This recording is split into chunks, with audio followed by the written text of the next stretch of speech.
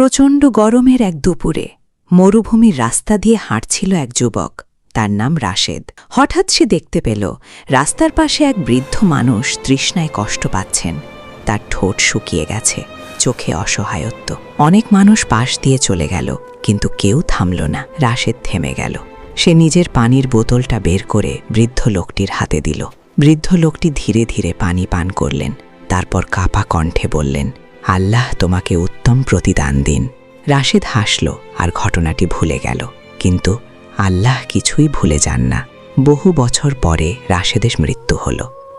তারপর এলো সেই ভয়াবহ দিন, কেয়ামতের দিন। চারদিকে আতঙ্ক, মানুষ তৃষ্ণায় কষ্ট পাচ্ছে, সূর্য মাথার খুব কাছে। রাশেদও পিপাসায় দুর্বল হয়ে পড়ল।